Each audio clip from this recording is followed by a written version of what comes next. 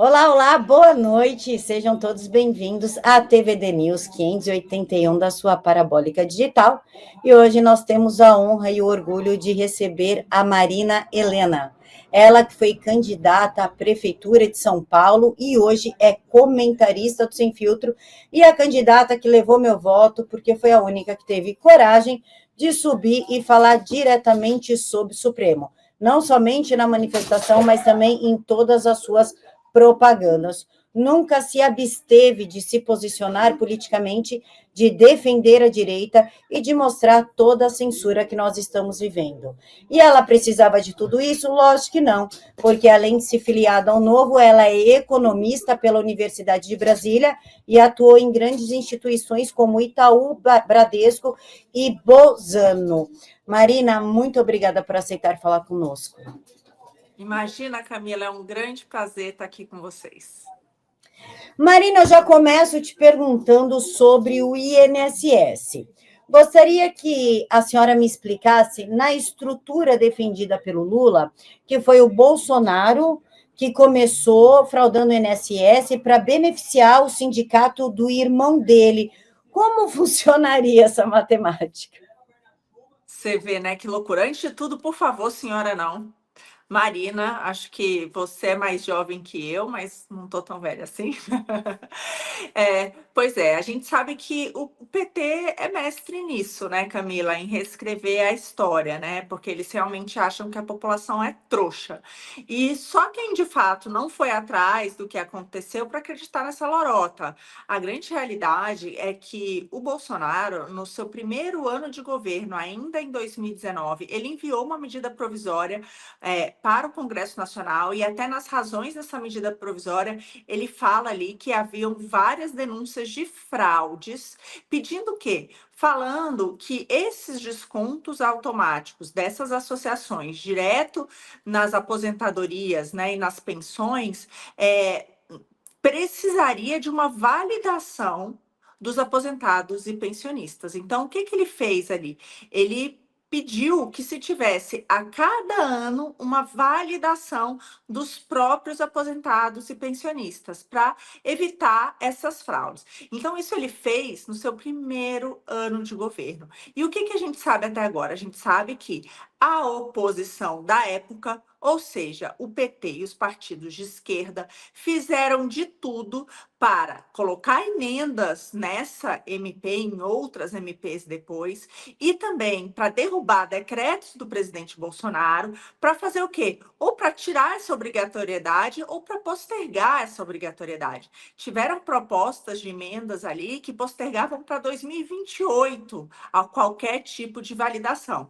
Outra coisa que a gente também já sabe é que tem uma coisa que é uma obrigatoriedade de sindicatos atestarem, por exemplo, quem é um aposentado rural. Tá? Isso é um grande absurdo. Por quê? Porque acaba que esses aposentados, eles precisam ter um vínculo com esses sindicatos. E é ali que abre a porteira para essas fraudes, entendeu? Então, o que que tinha também nessa medida provisória? Acabava com essa exigência. Então, tirava o sindicato dessa obrigação dele ser intermediário para que o aposentado rural pudesse receber a sua pensão. Então, e aí, o que que a esquerda fez? Também inúmeras emendas para tirar essa obrigatoriedade ou postergar essa obrigatoriedade. Ou seja, o que que eles fizeram durante a tramitação, e tem vários registros disso, vários discursos, inclusive discursos comemorando, né, quando algumas dessas MPs foram acatadas, que simplesmente eles queriam sempre postergar, né, esses mecanismos de controle ou simplesmente extinguir esses mecanismos de controle. Isso está tudo documentado, tanto na Câmara quanto no Senado. Tem vários discursos da esquerda falando sobre isso. No final das contas, o Bolsonaro não teve escolha. Ou ele fazia, né, como acabou acontecendo, uma costura ali e acatava algumas dessas exigências, ou então não teria nenhum tipo de fiscalização. Essa que é a realidade. Então, a opção dele era optar por nada ou aceitar algum tipo de flexibilização, sabe? Então, essa é a realidade. E aí, o que que aconteceu depois disso? A gente viu Quando que explodiram essas fraudes? Quando que explodiram? No governo do Lula. Explodiram. Fora isso, a gente agora sabe também vários envolvimentos ali, né? Que eles foram avisados, que esse aumento muito grande dos descontos levou a diversos avisos desde 2023 e que nada foi feito. Então, isso é importante que seja dito. Primeiro, a esquerda, durante o governo Bolsonaro, tentou acabar com qualquer tentativa de regulamentar esse tipo de coisa, de fazer com que os aposentados e pensionistas fossem de fato ouvidos e validassem esses descontos. Eles fizeram isso ativamente, comemoraram isso. Zeca Dirceu comemorou, dizendo que simplesmente eles iam obstruir tudo, né, se essas emendas não fossem acatadas. Um deputado do PT, que é irmão de uma dessas organizações que está sendo investigada, que é a que teve maior número de descontos, que é a CONTAG, comemorou quando teve essas emendas, dizendo que foi um trabalho grande da CONTAG, dessa associação, com o PT, com os partidos de esquerda, para salvar os trabalhadores. Veja bem, tá, Camila? Então, tudo está documentado, Camila. É um absurdo como é que eles querem reescrever a história agora, fazer com que a gente seja trouxa de acreditar nisso. O que vai acontecer para mim no final das contas?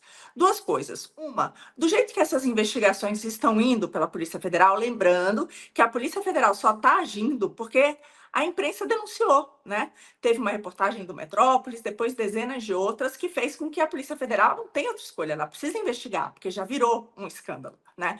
Mas, vamos lembrar, o diretor-geral da Polícia Federal, ele, ao vivo, numa entrevista, disse que não, o irmão do Lula não está sendo investigado, sendo que ele é vice-presidente de uma das instituições que mais cresceram os descontos, né?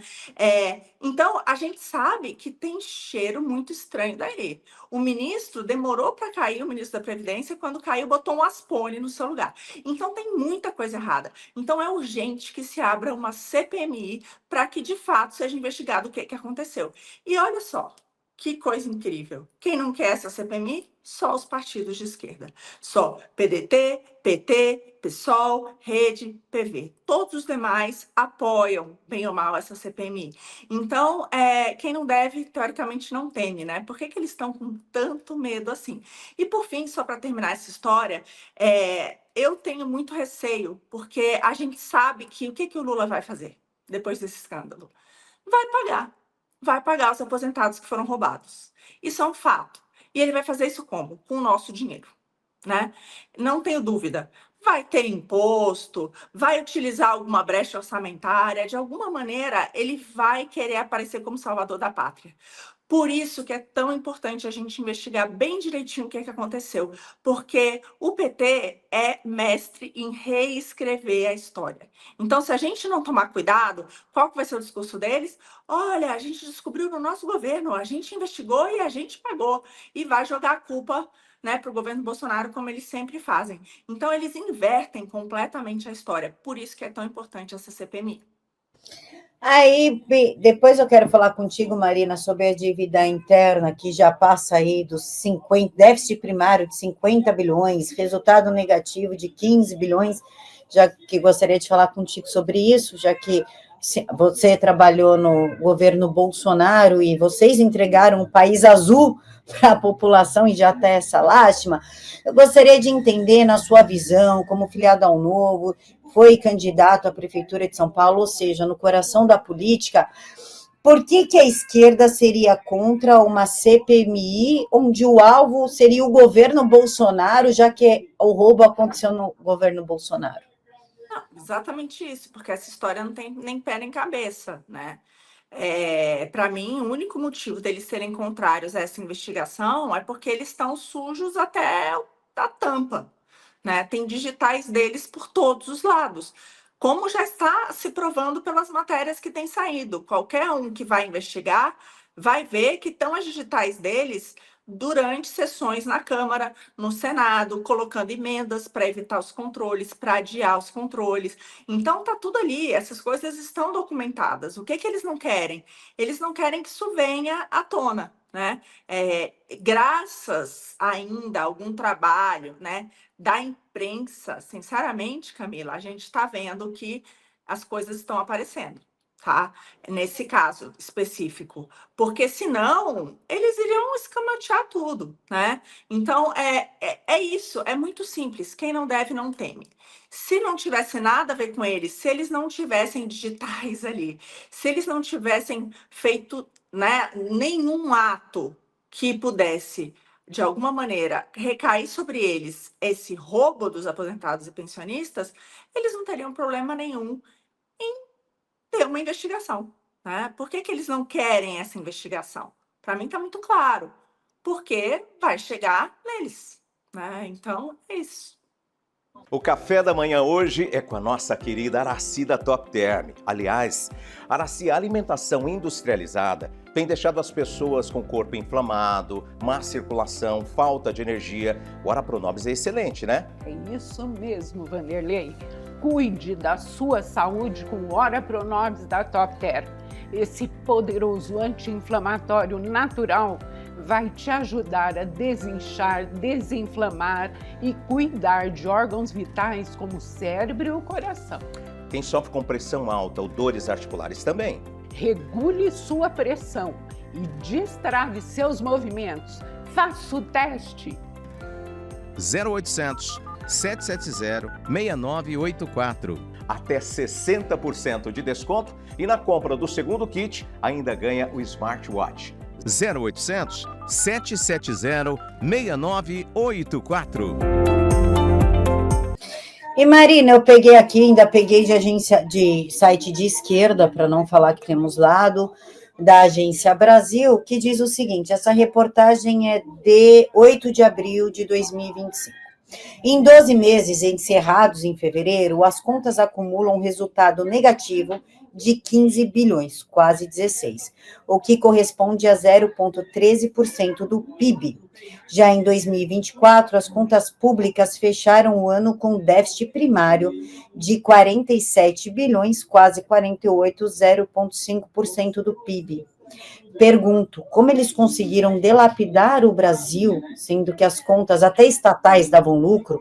O governo Bolsonaro, Paulo Guedes, entregou o Brasil em azul e conseguiram dilapidar desta maneira. E existe salvação para o próximo presidente que vai pegar, desculpa o termo, mas essa herança maldita? Perfeito, Camila. Isso é muito importante que seja dito, né? O Paulo Guedes, durante a gestão do Bolsonaro, enfrentou uma crise, né? Uma crise global. E no Brasil foi um dos países que melhor se saíram dessa crise. Foi um dos países que mais rápido se recuperou, que conseguiu ter uma inflação alta, mas que depois caiu rapidamente, ou seja, a gente cresceu mais, teve menor inflação. E olha só que interessante, conseguimos fechar os 4 anos de governo com gastos menores do que no início do mandato do Bolsonaro e uma dívida também menor do que no início, com uma crise no meio, né? Eu gosto de dizer isso porque qualquer governante que pegue o país tem essa possibilidade. É só ver o que o Milei, por exemplo, está fazendo na Argentina. Eu nunca vi um ajuste do tamanho que a Argentina fez em tão pouco tempo. Então, é possível? É possível, né? Bolsonaro com Paulo Guedes fizeram, Milei na Argentina fez, e outros também fizeram, né? Só lembrar, Margaret Thatcher, enfim, a gente tem vários exemplos pelo mundo de que isso é possível, sim. Agora, o PT não é novidade, dilapidar tudo tão rapidamente, porque foi o que eles fizeram sempre, sempre. A gente precisa lembrar, em relação às estatais, que eu, né, trabalhei ali diretamente com isso, a convite do ministro Paulo Guedes, é muito claro. A gente precisa lembrar que o PT praticamente quebrou a Petrobras. A Petrobras se transformou na empresa mais endividada do mundo, mais de 160 bilhões de dólares em dívida, né? Tinha prejuízo, né? Uma empresa, gente, como a Petrobras, né? Ela anunciou o maior programa de investimentos do mundo, mais de 200 bilhões de dólares durante o governo Dilma. Não tinha nenhuma outra petroleira, nenhuma das gigantes que fez um tipo de anúncio como esse. E o que que virou? O Comperj, que virou sucata, 13 bi de dólar, Abreu e Lima, 7 vezes superfaturada, 19 bi de dólar. Tudo isso está voltando agora, né? Eles estão fazendo licitação, inclusive a Odebrecht, que virou Novonô e voltou a ser Odebrecht, está de novo nessa licitação para expandir, né? Ou seja, nós somos otários que vimos tudo isso acontecer lá atrás e agora estamos permitindo que tudo isso aconteça de novo. Então, as estatais que tiveram prejuízo, por exemplo, no último ano do governo Dilma, as estatais tiveram rombo, né? No período acumulado ali do governo Bolsonaro, foram mais ou menos 700 bilhões de lucro, né? Então, a diferença entre um prejuízo para um lucro dessa magnitude. As empresas valiam muito menos do que a sua dívida e passaram a valer muito mais do que a sua dívida. Então, teve uma geração ali de valor para nós, que teoricamente somos donos dessas empresas, sabemos que não, né? Sabemos que tem muito interesse envolvido como eles querem, quando eles querem, mas isso mostra que existe sim uma capacidade, como colocando gente honesta, técnica e competente na frente dessas empresas. O PT voltou e tudo foi para o brejo. Então, essa é a grande realidade, é o que a gente está vendo nos Correios, né? Que vieram de um lucro durante o governo Bolsonaro, agora para um enorme prejuízo. Acabou de sair um prejuízo de 2,6 bilhões. Então, assim, onde eles pegam. Assim, se eles tiverem que administrar o deserto do Saara, vai faltar areia. Isso é o PT. Então, o que me preocupa é o seguinte: você está falando dos números, né? Que a gente ainda tem um déficit. Mas, além de tudo, o que é pior é que esses números são maquiados.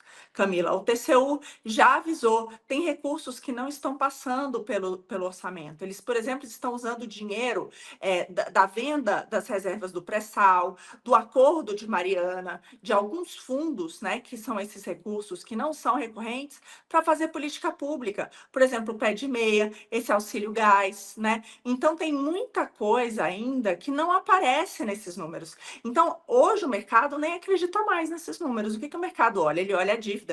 E a dívida está crescendo rapidamente. Então, hoje, para você ter uma ideia, né? Eu tenho um filhinho de 1 ano e 1 mês. Estou grávida agora de uma menina, é a minha terceira. Mas, assim, meus filhos já nascem com uma dívida de mais de 42 mil reais, porque a dívida pública é dividida pelo número de habitantes. Então, a gente está indo para uma dívida insustentável. Logo, logo, ela vai bater 80% do PIB. Então, é uma dívida muito alta. Então, além da gente ter prejuízos recorrentes todo ano, a nossa dívida vai subindo. E isso é um governo que gasta muito, gasta muito. Qual que é, no final das contas, o que isso acaba resultando para a gente?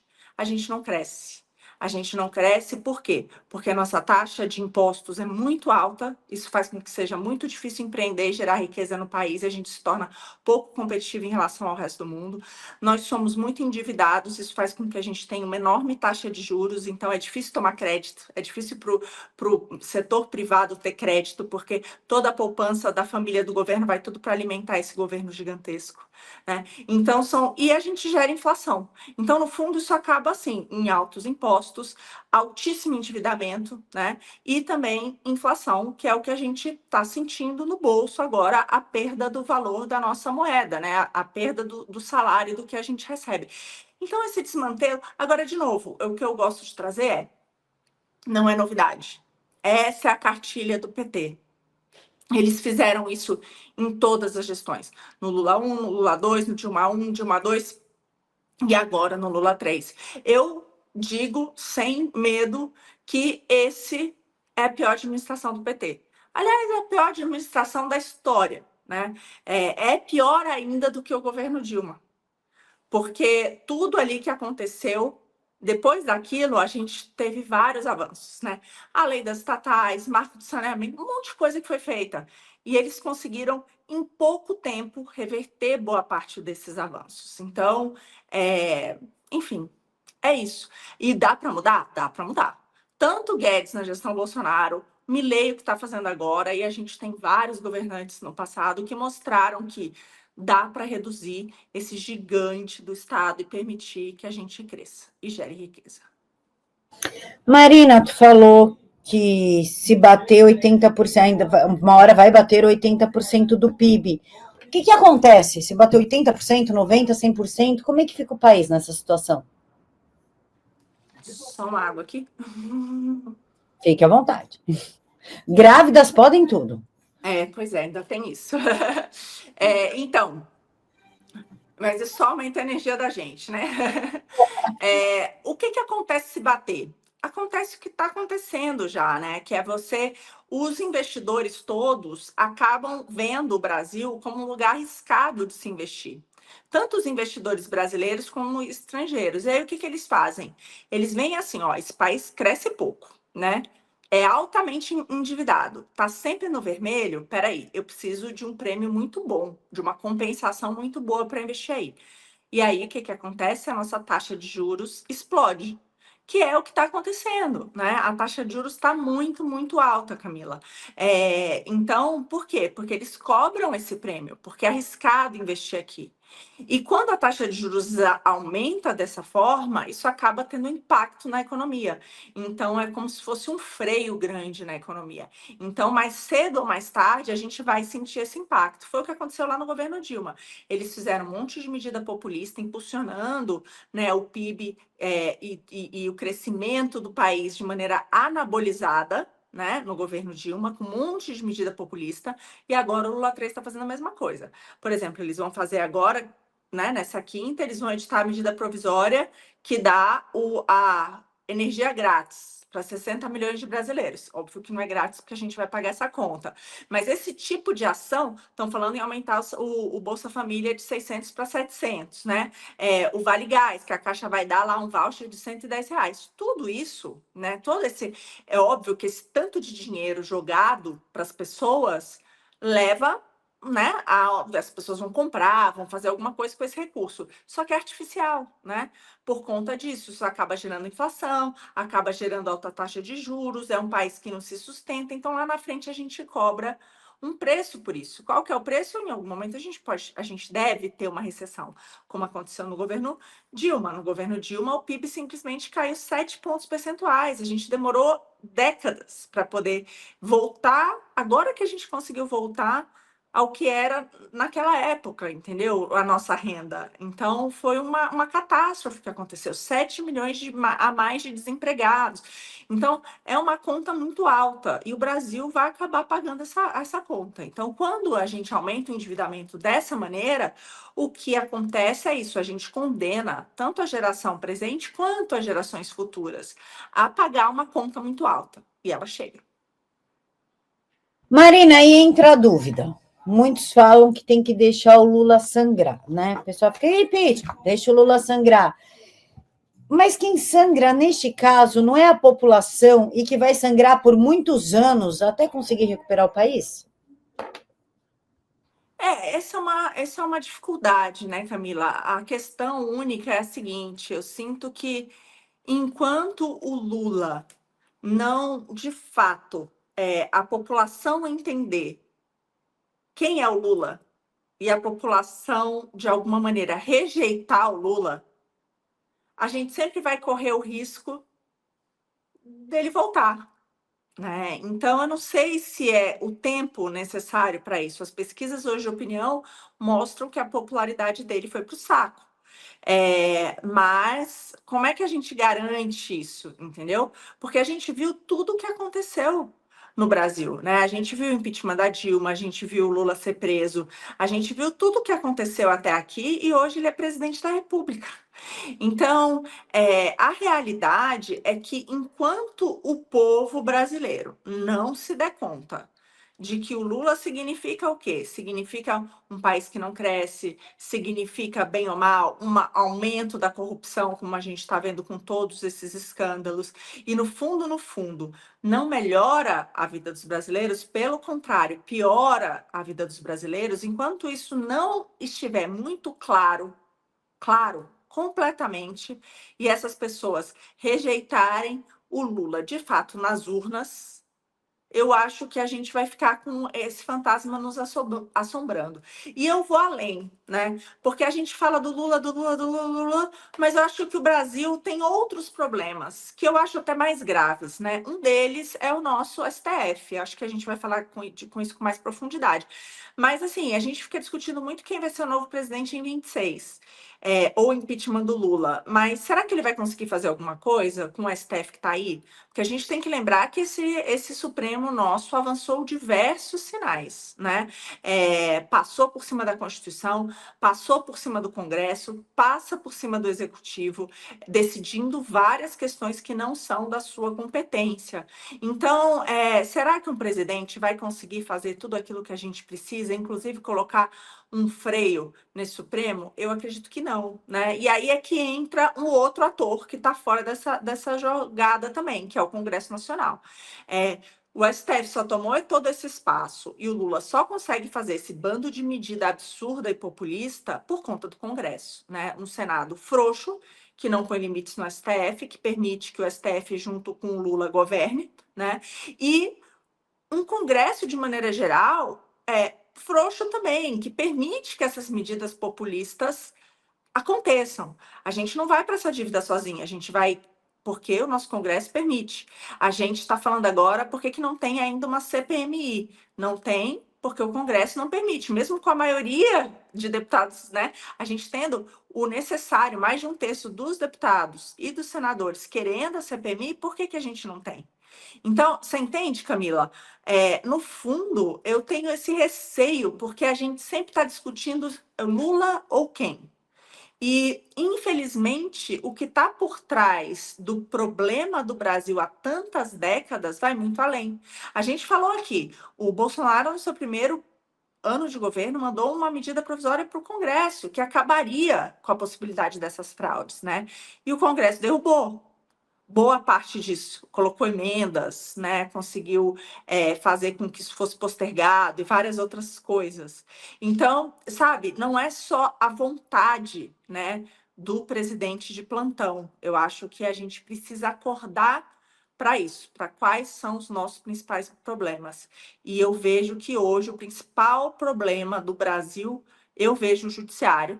E para colocar freio nesse judiciário, a gente precisa de um Congresso forte, de um Senado forte. E também, para evitar medidas populistas de qualquer que seja o presidente, a gente também precisa de um Congresso forte, é tudo que a gente não tem. Aquele churrasco no fim de semana, o lanche quando dá preguiça de cozinhar, a fritura que você não resiste. Parece inocente, né? Mas o problema vem depois. Hipertensão, colesterol alto e diabetes tipo 2 estão só esperando a próxima garfada. E sabe o que milhares de brasileiros estão descobrindo? Que você pode virar esse jogo com o ômega 3 da Top Term. Extraído do salmão das águas profundas da Noruega, o ômega 3 da Top Term ajuda a baixar a pressão, reduz o colesterol ruim e ainda melhora a circulação. Tudo isso sem sabor e sem odor. Ligue agora no 0800 770 6984 e aproveite a promoção. Quanto mais você compra, mais presentes você ganha. E o melhor, pode parcelar no boleto.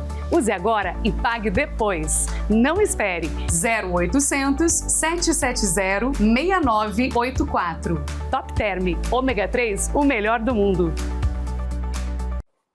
Inclusive, Marina, realmente nós vamos falar do STF, separei frase do Barroso aqui para a gente comentar, mas antes eu gostaria que tu explicasse, eu sei que não vai chamar de senhora, me gera uma trava, como economista que trabalhou em grandes bancos reconhecidos, potentes, como que uma pessoa pega um país no azul e consegue destruí-lo em tão pouco tempo? Como uma profissional da economia, uma economista reconhecida. Como é possível isso? Camila, eu vou fazer uma analogia com um orçamento de uma casa qualquer, né? É fácil. Se você, do nada, recebe X e gasta Y, né? Vamos supor, você tem um salário de 5 mil reais, tá? E você tem um gasto ali de 4.500, você guarda sempre 500 ali para fazer uma poupança. Estou dando um exemplo hipotético. De repente, você chega lá e resolve gastar 10, rapidinho acabou sua vida, concorda? Rapidinho você vai entrar no cheque especial, vai dever sua casa, vai ter que penhorar sua casa, né? Daqui a pouco você perde a casa, vai ter que morar na rua. É rápido, né? Como que é isso? É esse gasto desenfreado. Mas eu volto a dizer, esse gasto desenfreado do Lula e tudo que ele faz para se manter no poder, que é o quê? Que dá esses auxílios, fazer um monte de populismo, dar esmola para criar dependência da população, usar as estatais do jeito que a gente está vendo, financiando shows, dando dinheiro para organizações sociais, fazendo esses projetos absurdos com essas empreiteiras que acabam várias vezes superfaturados. Você entende? É muito dinheiro que vai para o bolso de muita gente. É assim que eles conseguem permanecer no poder. Então, esse tipo de postura acaba com o país rapidamente. Então, é possível fazer, né? Eu faço sempre essa analogia, igual um orçamento qualquer. Se você ganha um valor, gasta um valor que está ali equilibrado e, de repente, você dobra os seus gastos, acabou a sua vida, né? Você vai se endividar, vai entrar no cheque especial, vai depender do agiota, vai um monte de coisa, que é o que está acontecendo nesse governo agora. Então, de novo, eu vejo que destruir, às vezes, é mais fácil do que arrumar. Né, o remédio amargo de ter que fazer um ajuste, de colocar as contas em dia, etc., é muito mais difícil do que você sair gastando absurdamente. Por que eles fazem isso com facilidade? Porque o dinheiro não é deles, né? É nosso. Então é fácil. É que nem isso, você viu? Estourou esse escândalo. Qual foi a primeira coisa que o Lula, seus ministros, vieram a público dizer? Não foi, vamos investigar, achar o culpado, né? Vamos ver quem vamos pegar esse dinheiro de volta, vamos acabar com esses descontos, vamos agir para ontem, vamos demitir os ministros, vamos ver quem é responsável. Não, foi, olha, fica tranquilo que a gente vai devolver o dinheiro. Por que isso é tão fácil? Porque o Congresso, de novo, de covardes e de capachos, vai aprovar qualquer coisa, qualquer medida que vai permitir que com o nosso dinheiro essa conta seja paga. Então, é isso, né? Eles conseguem fazer essa, vamos dizer assim, essa mágica, né? Que é com o nosso dinheiro gastar cada vez mais, não é com deles, e aí rapidamente o país vira esse absurdo, essa bola de neve no vermelho, né? Que é mais contas no vermelho, mais endividamento, altas taxas de juros, aumento da inflação. É rápido, é só gastar descontroladamente, que é o que o PT sabe fazer. Agora, o que me preocupa muito é que essa culpa não é só do Lula e do PT, entendeu? A coisa é muito maior. É um Congresso que permite isso. São os órgãos de controle que a gente sustenta que não servem para absolutamente nada, como essa crise do INSS mostrou. Pelo contrário, a coisa já estava no TCU rodando há um tempão. Um dos ministros do TCU barrigou a decisão. Pelo contrário, até fez medidas que favoreceram esses descontos. Então, não serve para nada. E mais, quando o Lula não consegue aprovar pelo Congresso, ele recorre ao STF, que ajuda ele. Um exemplo, a lei das estatais, que o Lewandowski, antes de virar ministro da Justiça e sair do Supremo, foi a última decisão dele numa canetada. Então, quando o Lula não consegue o apoio do Congresso, ele recorre ao STF, que dá uma forcinha. Então, assim, a coisa vai além, sabe? Eu acho que a gente sempre tem que lembrar isso. O desequilíbrio não é só uma questão do executivo, não é o presidente da República. Tem muito mais gente envolvida. Isso envolve, sim, o Congresso, que tem uma responsabilidade imensa, e envolve o nosso judiciário. Só para o pessoal saber, Marina, agora a gente entra no assunto do Supremo, o prejuízo nos Correios já alcançou 2,6 bilhões de reais. Isso. E agora nós vamos Chegou a ter um lucro em um ano, acho que de 3,7 bilhões no governo Bolsonaro. E agora a gente está falando de 2,6 de prejuízo, ou seja, só nessa empresa a gente está falando de mais de 7 bilhões de diferença entre as duas gestões. Isso mostra para a gente a capacidade deles de acabar com valor, que foi o que você falou, né? Gafanhotos. E agora a gente vai ter que pagar o rombo dos aposentados, e o dinheiro roubado está no bolso deles, eles estão muito bem obrigados, para quem quiser saber, e ainda pega o dinheiro do ser humano, que aí eu questiono a capacidade cognitiva, que está fazendo empréstimo do seu próprio FGTS, né, Marina? Ainda tem essa. Tá pagando o que é dele, e ainda vai pagar com juros o que é dele. É isso, é o crédito ao trabalhador, né? Do Lula, que é essa ideia genial de que você pode pegar um consignado usando o seu fundo de garantia, né, como garantia para esse empréstimo. Ou seja, se você não pagar, vai sair de lá o desconto automático. Então, a garantia é o seu FGTS. O que está acontecendo nesse caso, Camila? Os jornais reportaram aí que lojistas, comerciantes, né, vários empregadores aí, Brasil afora, empresários, procuraram o governo muito temerosos que os seus funcionários estão tomando crédito com taxa de juros altíssimas, chegam até 15% ao mês. Olha que loucura. E com isso, eles não estão conseguindo pagar, porque o desconto está vindo no salário deles e aí não sobra dinheiro para fechar as contas. E que muitos deles estão pensando em se demitir. Ou seja, no final das contas, o que vai acontecer? Esse trabalhador vai pedir demissão, o empréstimo e os bancos vão ganhar de qualquer jeito, porque vão levar o FGTS dele, ou seja, ele vai ficar sem emprego, sem FGTS, né? E vai acabar na informalidade. Então, esse é o pacote de bondade do Lula, né? Por que ele não devolve o FGTS para o trabalhador? Eu, por exemplo, sou a favor de não ter FGTS. Você fica com o seu dinheiro, você decide como gastar. O governo confisca esse dinheiro do cidadão, dá para ele uma remuneração muito mais baixa do que qualquer banco daria, do que o governo pagaria para ele para a sua dívida, né? Então, por exemplo, a Selic do Banco Central é muito mais alta do que o que rende esse FGTS. Então, ele está tendo ali um dinheiro dele confiscado obrigatoriamente, que rende pouco, né? Ele é obrigado a isso. Está deixando muito dinheiro na mesa. Aí ele precisa de dinheiro. Ao invés de ter acesso a esses recursos, o que o governo faz? Não, pega um empréstimo aqui. Quem ganha com isso? Ganha as instituições financeiras, né? Muita gente ganha, mas o trabalhador mesmo não está ganhando. E esses empresários procuraram o governo preocupados, porque essa turma está se endividando, não está tendo como pagar, está pensando em pedir demissão. Olha o absurdo a que ponto que a gente chegou. Marina, agora sim, o Supremo Tribunal Federal, que também é um dos responsáveis pela falta de investimento externo no país, já que ninguém quer investir num país que não tenha segurança jurídica e estabilidade democrática de fato. O nosso querido ministro Barroso, nosso ministro woke, ele diz que pediu aos Estados Unidos declarações de apoio à democracia brasileira quando chefiava o TSE e cita militares. O presidente do STF revelou que fez apelo por saber que as Forças Armadas não gostam de se indispor com os norte-americanos. Como a gente vê uma declaração dessa que afirma que ele pediu que forças externas interferissem no resultado eleitoral brasileiro? Isso é o tipo da coisa que afronta a nossa Constituição. Isso deveria levar ao impeachment do ministro Barroso. A questão, Camila, é que a gente tem tantos motivos para levar ao impeachment de vários dos nossos ministros.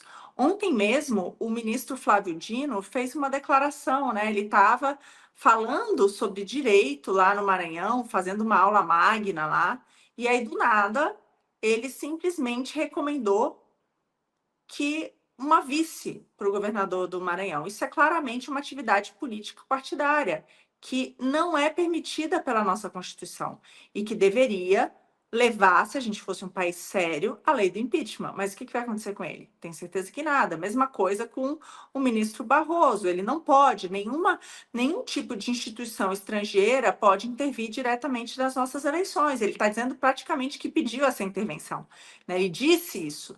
Então, e nada vai acontecer com ele, da mesma maneira com o Flávio Dino. O Alexandre de Moraes eu nem comento, né? Porque são tantas arbitrariedades, esse inquérito aberto de ofício, a maneira que foi, toda a afronta à liberdade de expressão, que é resguardada pela nossa Constituição, todo esse inquérito absurdo agora dos réus do 8 de janeiro, né, dos manifestantes, toda a forma como isso está sendo conduzida. É assim, não, o foro não é esse, ele claramente é uma parte envolvida, ele não poderia, né, ser juiz jamais num processo como esse. tá tudo errado, não individualizou, né, essas ações. No fundo, essas pessoas estão sendo tratadas como terroristas. Essa que é a realidade, né? Pela maneira como esse julgamento está sendo feito. Então, assim, Camila, são tantas arbitrariedades. Do Alexandre, então, não tem quanto, né? Quantos processos de impeachment caberiam para esse ministro? E a gente pode discorrer aqui várias outras coisas. A questão do Gilmar Mendes, no escândalo envolvendo a CBF, que ele, bem ou mal, ele é sócio da CBF, né? O instituto dele, o IDP, é sócio, recebe dinheiro da CBF, muito dinheiro da CBF, né? O seu instituto, e do nada ele julga uma ação para reconduzir o presidente da CBF ao cargo. Isso é um absurdo, escândalo, né? Isso sem, assim, absurdo, não poderia acontecer. Então, mas a gente, felizmente, no Brasil, o que tem acontecido é que os nossos ministros, de maneira geral, eles têm rasgado a nossa Constituição. Eles têm rasgado. Então, e o que me preocupa é que a gente começa a achar esses absurdos normais, a banalizar essa falta de segurança jurídica, a banalizar o fato de que a gente não tem mais um Estado de Direito aqui no Brasil, porque eles que deveriam dar o exemplo são os primeiros a passar por cima da nossa Constituição, né? Então, a lei são os primeiros a passar por cima da lei. É uma loucura isso que a gente está vivendo. Então, essa declaração do Barroso só mostra o conforto, assim como o Dino, né, sendo gravado, recomendar uma pessoa para um cargo importante como o de vice-governadora, algo totalmente proibido, né, como atividade político-partidária, entendeu? Eles falam isso.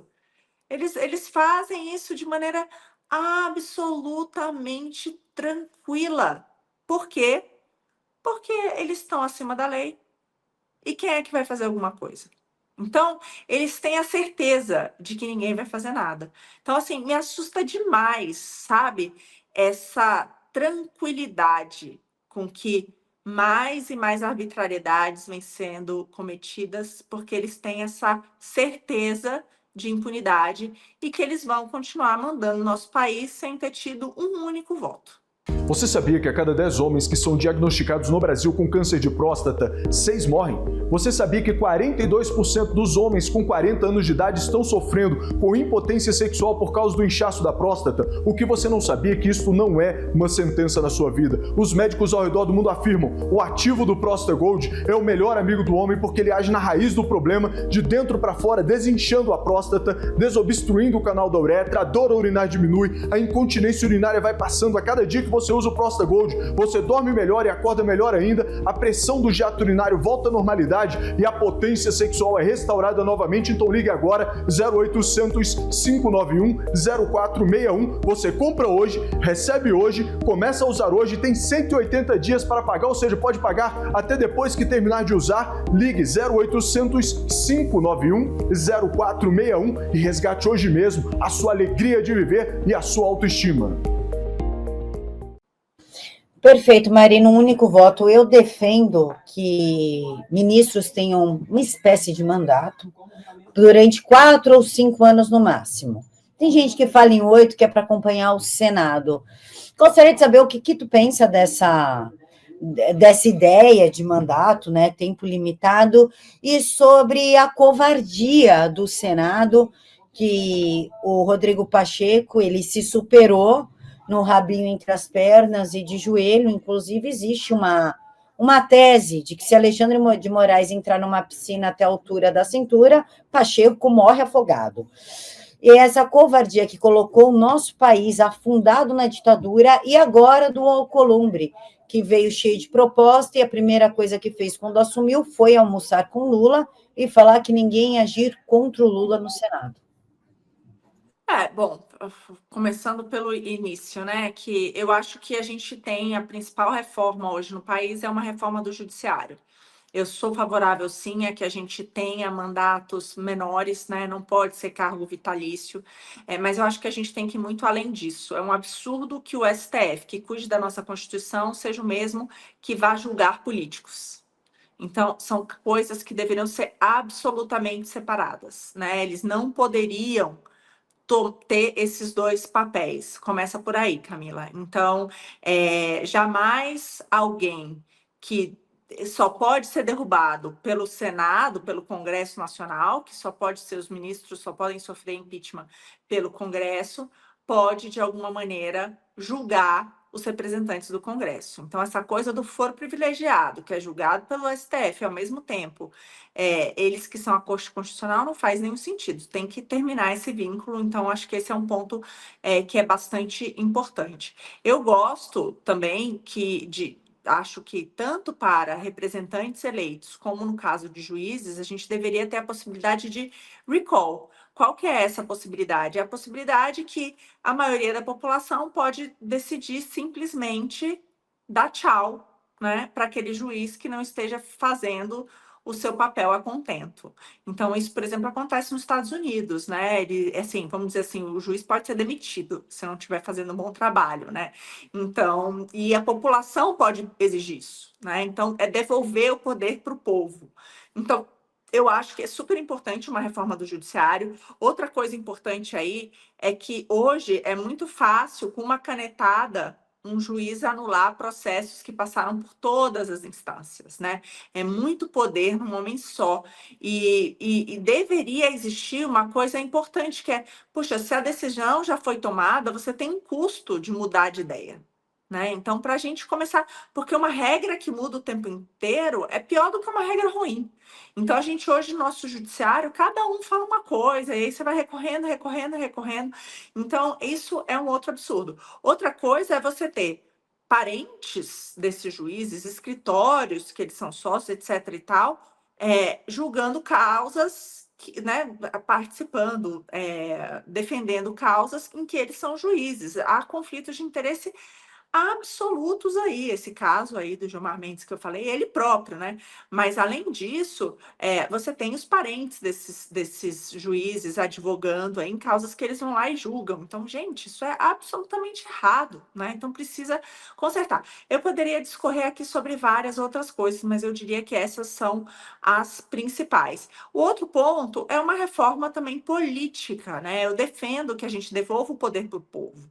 Então, tem essa questão do recall, de poder demitir, né, quem não estiver fazendo bom serviço, inclusive juízes, mas eu também defendo que a gente tenha o voto distrital, porque a gente precisaria que o nosso Congresso, né, os nossos deputados vivessem mais próximos da sua população e pudessem ser cobrados por ela. O que acontece hoje é que essas pessoas são eleitas, vão lá para Brasília, estão lá totalmente alheias do dia a dia da população, não são cobradas, e isso faz com que a gente tenha um Congresso completamente desconectado do que exige a nossa população. E aí eu já passo para a sua pergunta sobre os presidentes do Senado. Concordo, Pacheco fez um trabalho ridículo, né? O STF só assumiu o protagonismo que assumiu até agora porque ele permitiu. E agora o Alcolumbre está fazendo exatamente a mesma coisa. É inacreditável, né? Além de tudo, ele virou também capacho do Lula, não só do STF, porque ele já foi com Lula para o Japão, agora foi com Lula nessa viagem absurda para a Rússia, China, darará, sentou ali naquela mesa que estava Putin, todos os ditadores ali, né? Então ele estava ali do lado do Lula, né? Ele estava ali ao lado direito do Lula, participando de tudo. Então, muito estranho, né? Eles ficam falando dessa coisa de harmonia entre os poderes, isso me dá calafrios, porque o mais importante numa democracia é a separação entre os poderes, cada um servindo como freio e contrapeso do outro. Essa ideia de que estão todos num acordão, nessa ideia desse acordão entre os poderes, só quem, desculpa, né, o meu linguajar, mas só quem vai se ferrar é a população. E é isso que a gente vê. Então, é isso que a gente está sentindo na pele. O Alcolumbre chegou a um ponto, para mim, uma das principais necessidades hoje que a gente tem no país são duas, né? Uma delas é a urgência do PL da anistia. É preciso dar anistia, porque tem muita gente sofrendo. Pessoas inocentes, feitas de bode expiatório, para o STF poder perseguir a direita, poder tirar Bolsonaro completamente, não só das eleições, mas arrancar suas redes, não permitir que ele exista mais, de preferência. Né? Apagar ele da história, que era o que eles gostariam de fazer. E com isso, todos aqueles manifestantes estão pagando caro demais. Então, é muito importante aprovar a anistia. O que a Alcolumbre fez? Já tinha as assinaturas para urgência do PL, mas o que ele foi? Atravessou ali, né? Foi até o Supremo, ele com o Hugo Mota, e ele agora vai fazer um projeto de lei. Ele vai apresentar o projeto de lei. Que eu me pergunto, porque foi debatido ali, já tem a anuência do Alexandre de Moraes e do Barroso, pelo que diz a mídia. Então, quem escreveu foi a Alcolumbre, Alexandre de Moraes, Barroso, eu não entendi muito bem, entendeu?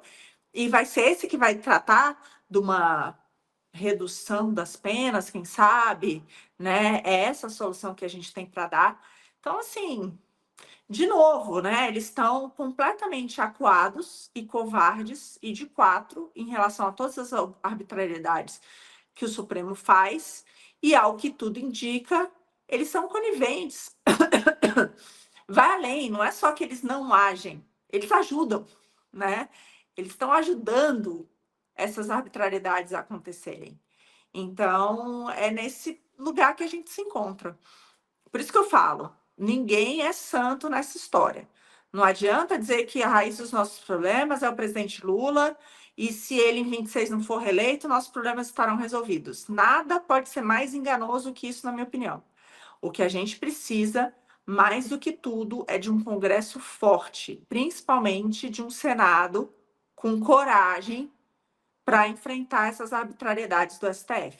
Se a gente não tiver isso, Camila, numa boa, eu não sou otimista de que muita coisa pode mudar. Marina, eu vou repetir a frase de 2019, 2020, que gerou a minha busca e apreensão. Vou repetir aqui para ti, para ver se tu concorda. Eu sou a favor de descentralizar Brasília, de acabar com Brasília e colocar governos locais. Cada estado determina o que é necessário. O imposto gerado naquele estado fica para aquele estado. Porque a necessidade de São Paulo é um, do Rio Grande do Sul é outro. Eu acho completamente errado recolher imposto federal para destinar para estados, e muitos deles que vivem muito mais do Bolsa Família do que faz uma produção efetiva que beneficia o país, e tirar todo o poder, acabar com Brasília, deixar lá só o presidente e o ministro da Segurança. Como tu vê isso? Não seria mais fácil uma administração assim, cada estado gerir e fazer as leis, enfim, legislar em prol do seu próprio povo? Bom, vou sofrer então aqui também buscar apreensão, Camila, porque eu concordo, eu sou completamente favorável, né? Exatamente isso, mais Brasil, menos Brasília, faz todo sentido. Quem vai saber melhor dos problemas, né, de uma cidade do que, teoricamente, o prefeito e a Câmara de Vereadores, né? Então, Brasília é muito longe, as pessoas estão ali, numa capital de faz de conta, uma cidade em que eles não têm, né, contato com a realidade da população. Então, eu concordo. Quando eu falo do voto distrital, bem ou mal, é uma outra maneira, né, de se fazer isso, que é qual? Não. Então, vamos fazer com pelo menos o nosso Congresso, né, a nossa Câmara, esteja mais perto da população, fazendo com que as eleições sejam por distritos, né? Então, aquele deputado vai tomar decisões, mas ele vai ser cobrado ali no seu distrito, né? Então, não vão ter, por exemplo, 20 milhões de pessoas votando nos deputados de São Paulo. Vai ter um distrito pequeno que vai ter que eleger. E aquele que não foi eleito, dentre os deputados que vão disputar, a oposição vai ficar fiscalizando aquele que está lá, né? Então, isso é uma das maneiras de aumentar essa fiscalização e esse contato dos representantes do povo com o povo, né? Que hoje não existe no nosso sistema. Eu acho que isso é muito, muito, muito ruim. As decisões são todas tomadas em Brasília. E, mais uma vez, não são tomadas pelo presidente, né? São tomadas pelo presidente, pelo Congresso. Todo orçamento é votado pelo Congresso, Camila. Tudo que acontece passa pelo Congresso, né? E hoje, cada vez mais, pelo Judiciário, que não tem um voto.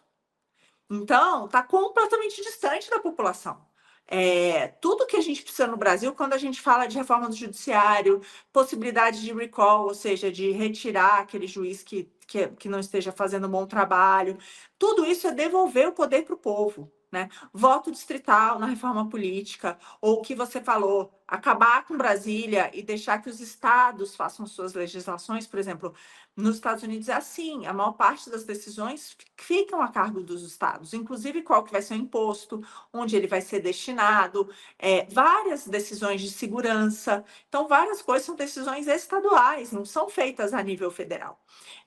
Então, eu concordo com isso. Tudo que é capaz de aproximar o povo dos seus eleitos e daqueles que, teoricamente, são seus representantes, que estão ali para votar, para fazer tudo de acordo com o que eles querem, é bom. E hoje é o contrário, Brasil. Estão todos lá, completamente alheios, sem nenhum tipo de cobrança. Então, eu concordo com você, sem dúvida. Marina, agora uma dúvida, né? Já estamos caminhando para o final, e aí fica a dúvida: o Supremo, tu trabalhou no governo Bolsonaro, era Bolsonaro acordou e comeu pão com leite condensado. Alexandre de Moraes dá 48 horas para Jair Bolsonaro explicar por que ele comprou da marca Leite Moça ao invés de comprar, sei lá, Piracanjuba. Aí ele tinha que se virar e explicar. Nesse atual governo, a gente não tem 48 horas para nada, nem para explicação dos roubos do INSS e outros roubos. Isso aqui virou uma cascata de corrupção, desde aquele ministro das comunicações, como que era o nome dele? O ministro dos cavalos, como diz Augusto Nunes. E agora a PF deflagrou uma operação para investigar a corrupção em gabinetes do STJ.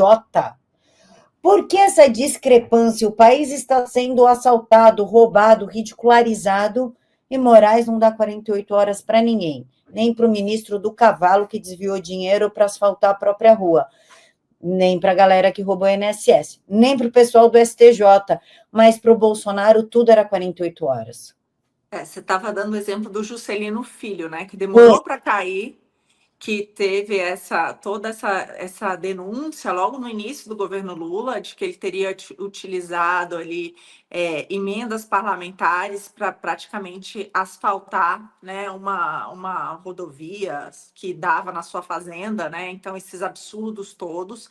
E a gente viu que caiu agora e a gente não viu nenhuma interferência, né, do STF em relação a isso. Na época do Bolsonaro, eles interferiam em tudo. Assim, Camila, segundo Barroso, eles derrotaram o bolsonarismo, né? Perdeu Mané, não é isso? Então, alguém aqui tem dúvida de que eles têm uma escolha? Alguém ainda no Brasil tem alguma dúvida de que o nosso STF tem um viés político? Assim, sinceramente, se alguém tem ainda alguma dúvida, aí é preocupante, né? Então, a resposta é essa: eles têm um viés político, que eles declaram. Vamos lembrar, boa parte dos ministros ali hoje foram colocados pelo Lula, pelo PT no poder, né? O Lula foi preso, eles soltaram o Lula. Começa por aí, né? Eles foram a favor da prisão após condenação em segunda instância, depois voltaram atrás. Isso que permitiu que o Lula fosse solto. Gilmar Mendes voltou atrás. Vamos lembrar disso, né? Depois de tudo isso, a gente viu ali na eleição que o TSE não agiu de forma nenhuma, isenta e imparcial. Olha quantas restrições eles colocaram no que se podia ou não falar a respeito do Lula. Não poderia associá-lo a Maduro, a Ortega, ao aborto, dizer que ele foi preso, dizer que ele foi condenado, nem descondenado, nada. Então, assim, dizer que foi imparcial, então, para mim, a resposta é essa, né? Está muito clara e evidente. Tem lado, sim, tem lado. Um dos ministros era advogado do Lula. O outro ministro, que é o Dino, já abriu o processo contra o Bolsonaro. O Barroso disse: derrotamos o bolsonarismo. O Alexandre de Moraes faz todas as arbitrariedades que ele faz desde 2019 para perseguir a direita. Lewandowski virou ministro da Justiça do Lula. Quem mais? Assim, sabe? A Carmen Lúcia disse: olha, censura é perigoso, mas só até depois das eleições. E aí permite que continue até agora. Assim, por que para um é de um jeito e para o outro não? Porque claramente eles têm agido e feito um ativismo político.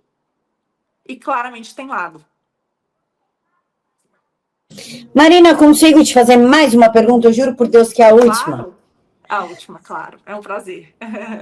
Se eu não Sobre... tivesse horário, eu juro que eu ficaria aqui por muito mais tempo. E fico à disposição também para outras.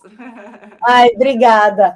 Eu não quero te atrasar, mas é que é muito importante, que é sobre a relação Brasil e China. Porque Lula, tipo, colocou a China aqui dentro absurdamente. Inclusive, ela vai começar a investir até em entregas no Brasil, tirando oportunidade brasileira. Porque para quem acha que a China entra num país e contrata o povo local, vai estudar, porque ele traz os chineses juntos. O povo local não tem chance. Como é que tu vê essa relação do Brasil com a China para construir ferrovias? Ele já tem domínio de uma cidade do Nordeste, agora trazer para o serviço de entrega para o Brasil, a gente não está se tornando o quintal da China? Assim, a minha preocupação vai muito além dessas, vamos dizer assim, relações econômicas apenas, sabe, Camila? Eu vejo que tudo isso é preocupante, deveria ter, de alguma maneira, concorrência entre as coisas, né? Vamos lembrar que, por exemplo, a gente teve aí uma licitação para defesa, né? E quem levou foi uma empresa de Israel e não foi homologada, né? Porque Israel é preocupante. Israel. A China não, entendeu? Então, o meu ponto aqui é que claramente essas discussões, né, e esses acordos, eles não estão fazendo com que a gente haja igual para o Ocidente e para a China, né? Para ditaduras e para democracias. Né? A escolha do Lula, quando ele pode escolher, é ficar ao lado de ditaduras, né? E tudo aí me incomoda muito. Por exemplo, essa viagem que ele está fazendo agora. Primeiro, lá na Rússia, do lado daquele bando de ditador, né? E ele teve a cara de pau, a Janja discursou contra a fome, sendo que foi durante o Stalin que aconteceu o Holodomor, que matou 4 milhões de ucranianos de fome, né, na ditadura de Stalin. E aí depois ele vai para a China e diz que o que ele fez no Brasil é muito parecido com o que aconteceu da Revolução Comunista de Mao, que foi a maior fome da história. Né? As estimativas vão entre 40 milhões e 100 milhões de mortos de fome no país, na China, por conta dessa revolução, que simplesmente tinha essa ideia da propriedade coletiva da terra, né? E, no fundo, que acabou matando as pessoas de fome, Camila. Fome, né? Muito mais do que qualquer guerra. Muito mais que as guerras somadas. Então, isso é muito preocupante, porque é isso que ele, pelo visto, admira. Admira. Saiu uma denúncia agora de que a Venezuela estaria exportando petróleo para a Argentina, passando pelo Brasil, né? Essas exportações seriam como se fossem exportações brasileiras e não venezuelanas. O que será que o Trump vai achar disso? Né? Então, o que mais me preocupa em todas essas negociações, em tudo que está acontecendo, é que não me parece ter uma competição justa, né, entre os atores internacionais, entre democracias e ditaduras como a chinesa. Então, quando o Lula tem que escolher falar alguma coisa, claramente ele admira a ditadura chinesa. Quando ele escolhe um lado da história, ele vai para o lado desses ditadores, desse pessoal que gosta de controlar a mídia. Qual o discurso do Lula? Controlar a mídia. Então, é isso, controlar as redes sociais, né? Então ele está nesse lugar que prende jornalistas, em que você não pode usar os aplicativos, né? Você não tem acesso a várias das redes sociais, você é fiscalizado o tempo inteiro pelo Partido Comunista, que é exatamente aquilo que o Lula quer fazer aqui. Então, é claro que tem a questão dos minerais raros, várias questões econômicas, essa expansão da nossa dependência da China em termos de exportações, em termos de atividades e de empresas que investem aqui, mas também me parece que essa, vamos dizer assim, competição, quando você vai buscar esses investimentos, não é justa, entendeu? Os Estados Unidos não têm as mesmas condições que a China tem, por exemplo, né? Então, a gente acaba cada vez mais ficando refém desse tipo de parceria com uma ditadura, que tem valores muito diferentes dos nossos. Marina, não volto para a tela agora, só para me despedir, para te dar o espaço para tu falar das suas redes sociais, como a gente faz para te acompanhar, te assistir, ter acesso ao seu material. Eu gosto de te acompanhar pelo Instagram. Eu me baseio muito nos seus vídeos para fazer os meus sobre economia, que às vezes eu falo de economia e eu sou muito burra nessa área. Então, eu pego a tua opinião e faço a minha. Onde que a gente te acompanha? Bom, vou passar então as minhas redes sociais. O Instagram é a maior delas, @MarinaHelenaBR, Marina Helena com H, BR de Brasil. E também estou como Marina Helena BR nas outras redes, então, no X, no Facebook, no TikTok, também tenho o YouTube como Marina Helena, também você me encontra lá, Marina Helena BR, você vai encontrar. Estou todos os dias agora na Revista Oeste, tem um programa diário chamado Oeste com Elas, e também participo alguns dias da semana do Jornal da Oeste, e às vezes também dentro do Oeste Sem Filtro. Então, estou na Oeste, estou trabalhando lá, eu gosto muito, né, da revista e desse trabalho que tem, bem ou mal, de jornalismo mesmo independente, né, que vai atrás dos fatos. Eu sinto que eu tenho autonomia para falar aquilo que eu penso, coisa que é muito difícil, né? Você sabe disso, Camila, em diversos veículos. Então, principalmente através das minhas redes sociais e dos meus comentários diários na Revista Oeste. Muito obrigada, Marina. Pessoal, o arroba dela tá aqui, ó. Deixei aqui embaixo do nome, para que vocês possam ir nas redes sociais. Eu gosto muito de acompanhá-la no Instagram, então fica a dica. Marina, eu quero te agradecer mais uma vez a sua participação. É uma honra para mim te ter aqui e já deixar um convite aberto para tu voltar. Será um prazer. Vamos marcar, estarei de volta. Foi um prazer estar aqui com você, com toda a audiência. Estou sempre às ordens. Pessoal, eu quero agradecer a participação de vocês. A gente se encontra amanhã, neste mesmo horário, 10h30 da noite. Desejo a todos uma boa noite, que Deus os abençoe. Tchau.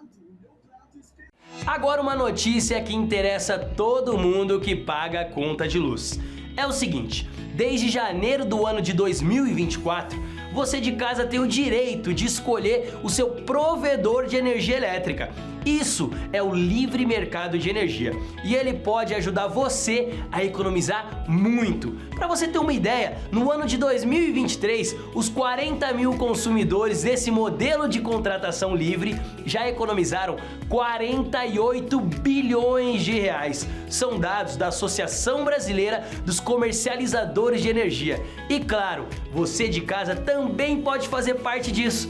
Basta você fazer um cadastro na Matrix Energia. Sabe por quê? Porque com a Matrix Energia você pode economizar de 10 a 30% na sua conta de luz sem você precisar investir um centavo. Não precisa de instalação nenhuma e você não precisa mudar nada. É só economia. Então liga agora para a Matrix no 0800 550 0019 com a sua última conta de luz em mãos para fazer um breve cadastro que é 100% gratuito. Então já disca 0800 550 0019 0019 e se prepare para ter acesso a uma fonte de energia que, além de ser sustentável, vai baratear a sua conta de luz de 10 a 30%. E para quem estiver ligando no 0800 550 0019, já adianto que a Matrix é para todos. Atendemos residências, empresas e comércios. Até mesmo quem possui restrição no nome pode contar com a Matrix.